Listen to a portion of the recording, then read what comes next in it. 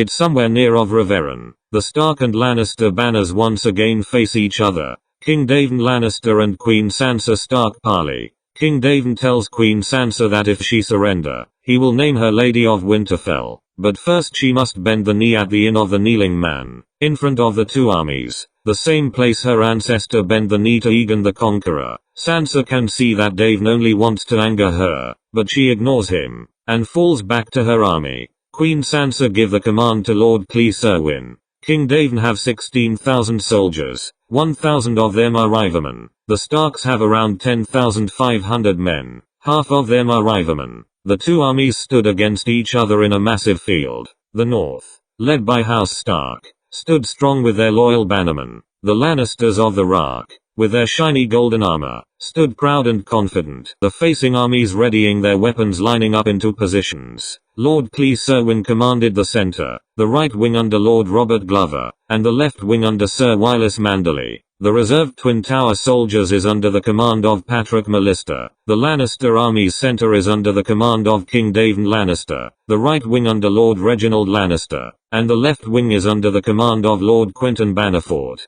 As the sun began to set, signaling the start of the battle, Queen Sansa Stark watches from a distance, when Clee Serwyn give the command to the infantry to advance. King Daemon Lannister draw his sword and shouts for House Lannister. The two sides charged towards each other with a deafening roar. The field was soon filled with the sounds of clashing swords, the screams of the wounded. The Northmen fought fiercely, with the Northern Lords at the forefront of the battle. They charged into the Westerlanders, and managed to hold their own. The Lannisters were able to use their superior weaponry to their advantage, cutting down their enemies with ease. The better armored Lannisters punched the Starks back, their pack formation proving effective against the Northmen footmen. Clee Serwyn signaled to Wylis Manderly and Robert Glover on the flanks to gallop forward to encircle the Lannister infantry. King Daemon Lannister immediately sent his heavy cavalry forward to repel the Stark cavalry advance. The Lannister heavier cavalry stopped the Stark horsemen.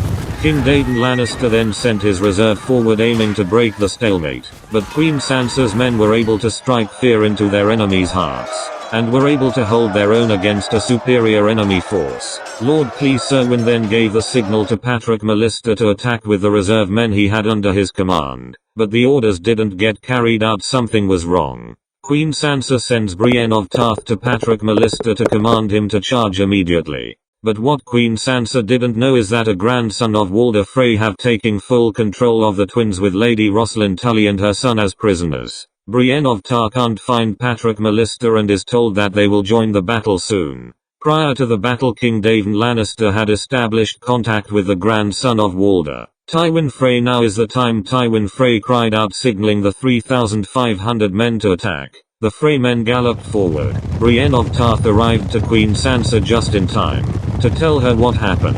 The Stark lords are confused that House Frey banners is seen in the horizon, rather than Tully banners from their reserve army.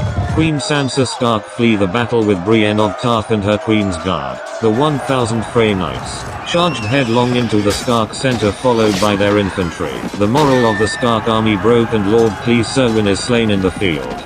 King Daemon ordered his men to not let any Northmen escape. Now the Stark Reveron coalition start falling in their thousands, with very few survivors left. King Daemon Lannister wins a decisive victory. After the battle, Many Castles and Holdfast falls under the authority of King Daemon Lannister.